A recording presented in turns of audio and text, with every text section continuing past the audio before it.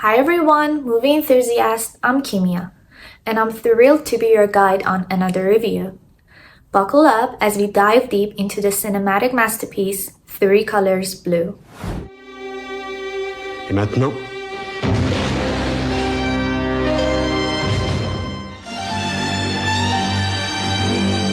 Piano, piano sul testo.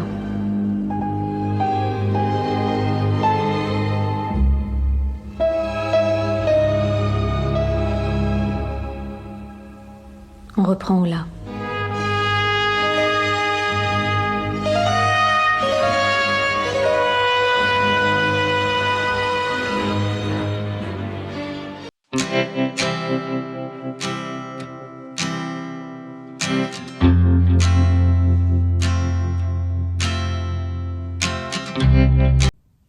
This movie isn't just another watch.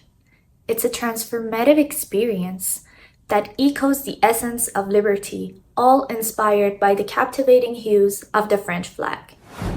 First off, we've got a musical treat for you. Let's unravel the film's enchanting melody with Pouya Dehlavi, a conservatory student from Liège.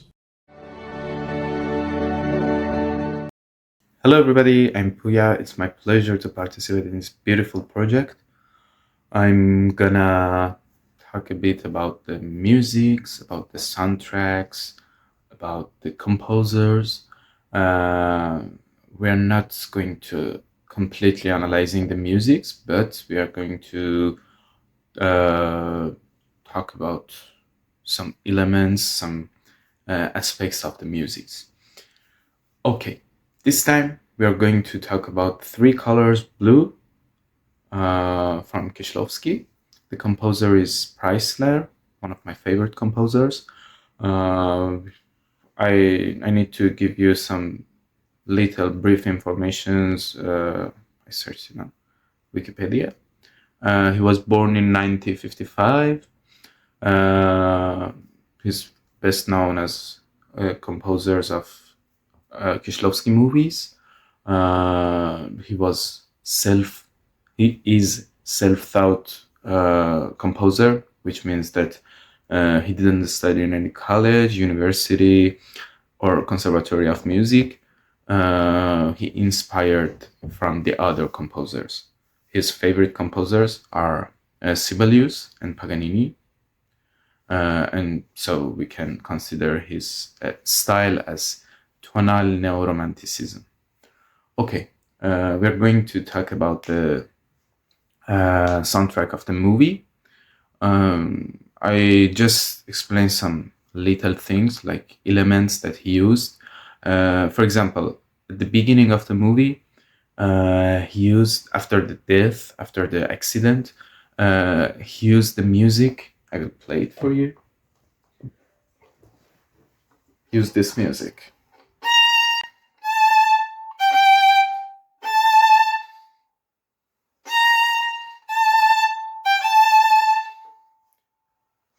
You can see he used the descending melody, which means it's like a die, it's like a death.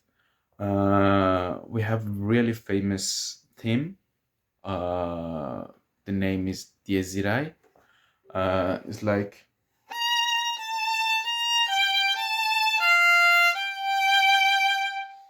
for me, it's completely like Desiree, because it's like he Preisner view from death, and he copied this theme for his music. So we have descending theme, like again.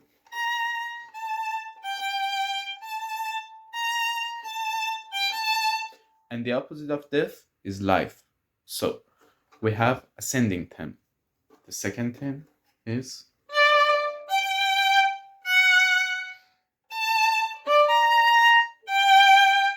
as you can see, it's ascending theme. So in the opposite of death, we have life. And the other element that he used is flute recorder. The really, really simple, one of the simplest instrument that most of children wants to when most of children wants to start music, they use this instrument. They use simple instrument to learn the basic things of the music, like notes, like the melodies, like the sounds. And when he uses a flute recorder in the soundtrack, we can see that the woman, she's drinking a coffee with an ice cream. He wants to show the life simple, like a cup of coffee with ice cream and the simple sound like flute recorder. So I think it's the three important elements of the movie. And yeah, it can be all the information. Ever wondered how architecture can weave its own narrative into cinema? Hold tight, as Panis, a master's student in architectural engineering, paints a vivid picture of this very element. Hello everybody, I'm Panis and I'm really glad to be with you guys today. I'm going to talk about the architecture of the movie Three Colors Blue. Well, we know that this movie was filmed in Paris, and also we witnessed the architecture of the France at the 19th century. And also in this movie we see the most important element and also the main theme of the movie, which is color blue.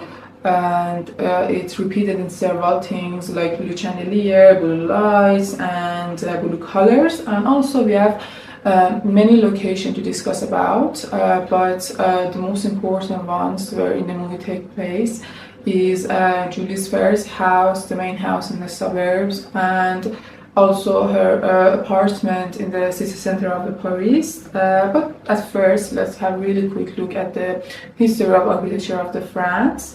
The city of Paris has notable example of architectures and buildings in every period from Middle Ages to 21st century. It was the birthplace of Gothic style, Renaissance, classical revival, the Belle Epoque, and also Art Nouveau style. And we know that in the years after World War II, the modernism became really popular in France, both because it was really fashionable and also because it was really less expensive to build. And in that time, buildings were only designed to express their function with really simple geometric forms and without any bold decoration. Now let's talk about the main house where Julie used to live with her family. Julie's first house gives the impression of, I guess, a small mansion or even a small castle at first. When she enters the tall iron doors, when she passes through these doors, this impression gets really stronger. You can see even in this house, Julie's piano room is located in the middle of the house, which is surrounded by the really tall windows. And another noteworthy point is that Julie's house is the palette of very neutral and cold color, and there is no special color to attract attention, and the only color that attracts attention is her daughter's house, which was blue. And also the color of this room has also disappeared, and it conveys the feelings that the only happy and lively aspect of the house has also disappeared too. And the large use of neutral stone, both in the exterior and also in the interior design of the house, and also the wooden staircase and sloping wooden roof. They all convey the feeling of the country French architecture. Let's talk about Julie's apartment in the city center of the Paris. Here, everything about the design is really different from her first house in the suburbs. In these designs of Paris apartment, the first important things is the function of the spaces and answering the needs of the people who lived in a really crowded city like Paris, and there is no more larger spaces, independent spaces, and we go to the front door, and all the spaces, including the bedroom, kitchen, living room, and other spaces, dining room, they are all connected by a corridor at first. And the only interesting room in Julie's first apartment is the small area, one of her room, which has the best view and also the light, which also has a symbolic blue chandelier. And the room is really different from other spaces due to its interior design.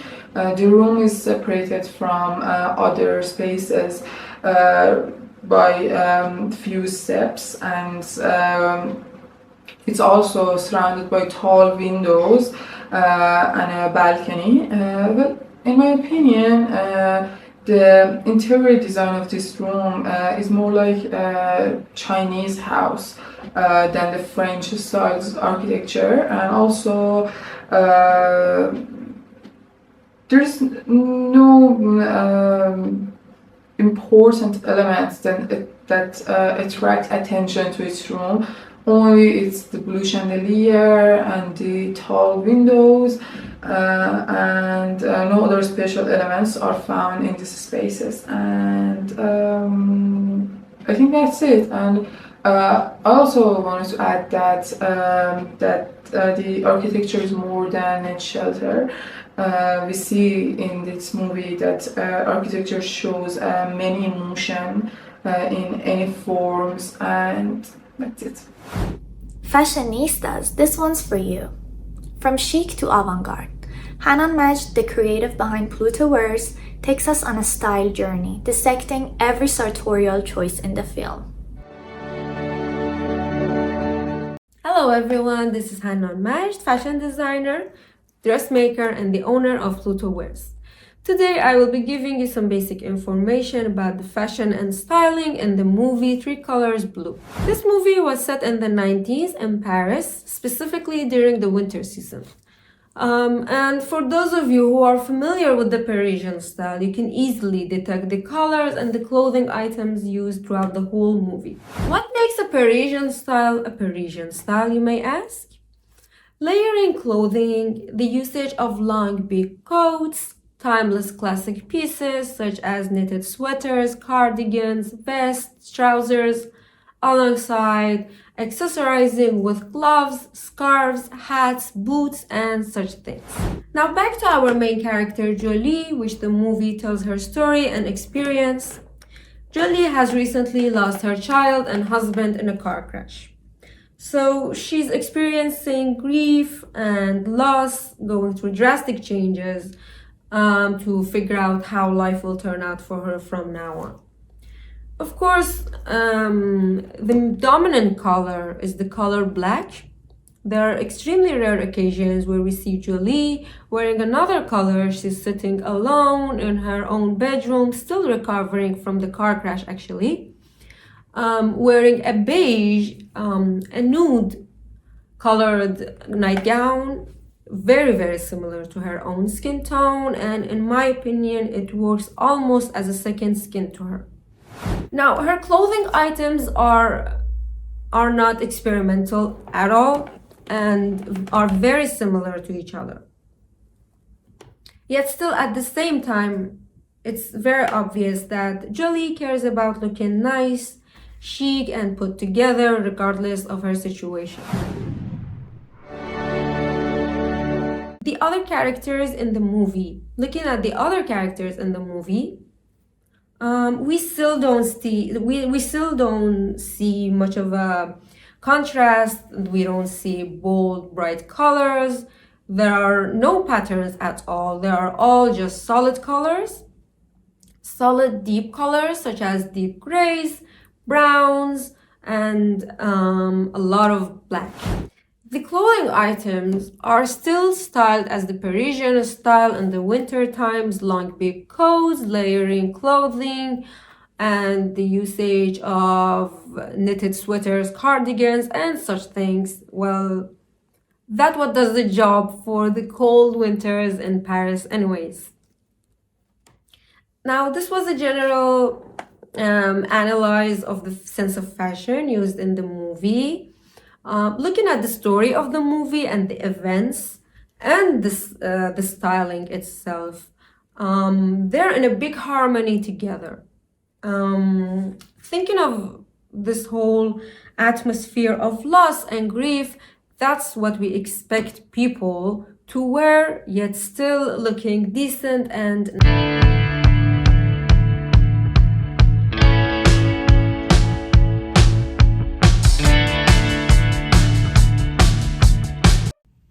Amir, an experimental videographer and photographer, guides us through the world of cinematography, exploring aspects such as shot compositions, angles, lightings, and camera movement. Hi everyone, I'm Amir, an experimental photographer and videographer. Today I want to take you on a deep dive into the visual storytelling of Krzysztof Kieślowski, Three Colors Blue. In my opinion, this film is a feast for the eyes, renowned for its use of color and groundbreaking cinematography. We will explore how director Kieślowski and cinematographer Sławomir Idziak collaborated to translate a powerful story through the visuals. At first, let's talk about collaborations and creativity. In Polish cinema, directors and cinematographers work very closely and hand to hand.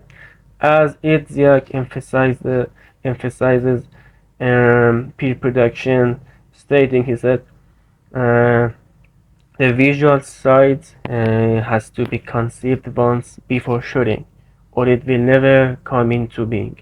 You know, this kinda teamwork allows on-set exploration, exemplified by Happy Accident, and that became film's signature blue wash effect. The film's style is blend of intention and chance, and this is the main reason I really connect with. Idziak describes the now iconic blue effect emerging from an unexpected lighting situation, and this is so interesting to hear. He frequently used color gels and filters, creating a distinctive color palette that is not really common in today's digital age. The thing I love about is the style is despite embracing the new technology, he holds a fondness for these older techniques, immersive techniques. Three Colors Blue employs various techniques to various visual techniques to create a deeply immersive experience. For example, reflections, refractions of light, depth, and textures, while the unique color palette of film makes you feel present in Julie's work. The power of color. Color plays a significant role in emotional storytelling.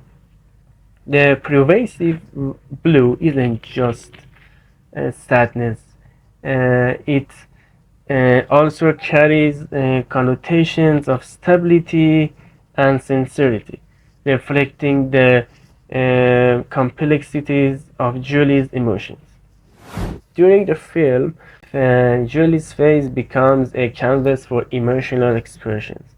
For example, the camera lingers on her nuanced expressions, capturing subtle uh, changes of her mood through lighting, shadows, and of course reflections. Even seemingly mundane details are carefully lit, highlighting the Julie's attempts to numb her pain and disconnect from her ongoing living. Contradictions and interpretations. This film and its visual terms are open to interpretation. The recurring blue motif can be seen as both of um, representation of conflict and a space for escape. Scenes like scenes of Julie at the cafe using subtle changes in shadows and lights to depict the passage of the time and of course her internal struggle. Camera movement and emotional connection. Camera movement plays a crucial role in conveying Julie's state. For example, in a scene, Julie stumbles down the staircase and the camera mimics her dizziness and disorientation, drawing you deeper into her ongoing experience. Similarly to close-ups on her face, emphasizes her openness and vulnerability. How characters are framed within a shot conveys a story and a storytelling. A scene that Julie meets Sandrine showcases contrast of situations. Julie is filmed on a wider shot while Sandrine is framed tightly, reflecting of her suffocation. And in the end, I hope this exploration ignited your interest about the film's visual mastery. Thank you. And last but certainly not least, let's delve into the psyche of Three Colors Blue. Anahita Melekian, armed with a master's in personality psychology, uncovers the intricate psychological layers that make this film into a thought-provoking gem. Hi everyone, I'm Anahita and I'm gonna talk about psychology aspect of the movie. Three Color Blue is known for exploring grief and the complex emotions associated with loss. An interesting thing about it was the way Julie tried to grieve in the whole movie. We always heard that there are 5 stages of grief: denial, anger, bargaining, depression, and acceptance.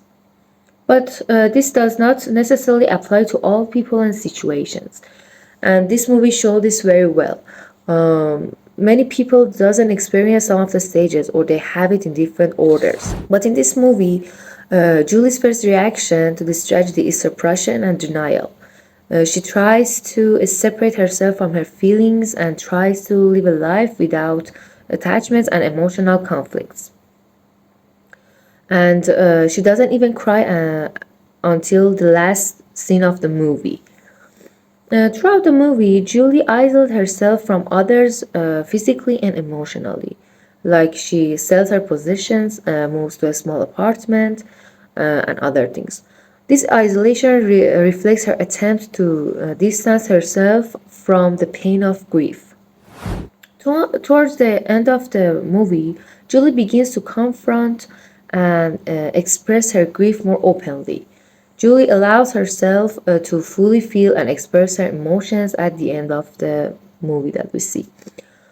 One of the most interesting part for me was the relationship between name of the movie and the mood it shows the whole time. Research shows that after gray color, blue is often associated with feelings of sadness and depression. And we see this color a lot in movie while Julie was grieving and trying to get through her trauma.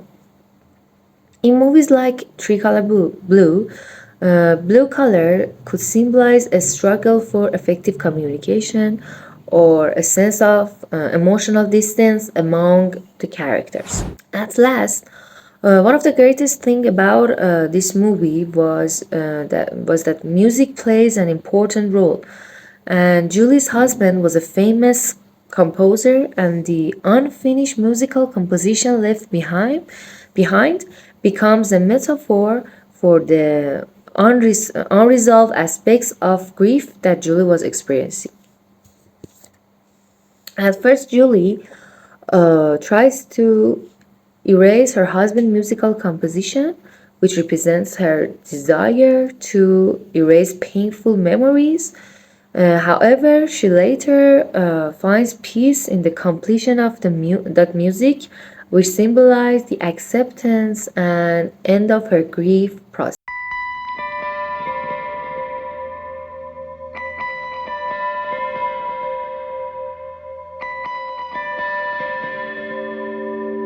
Loved what you heard? Let us know in the comments. Give this video a big thumbs up and don't forget to hit the subscribe button and spread the word amongst your fellow cinephiles.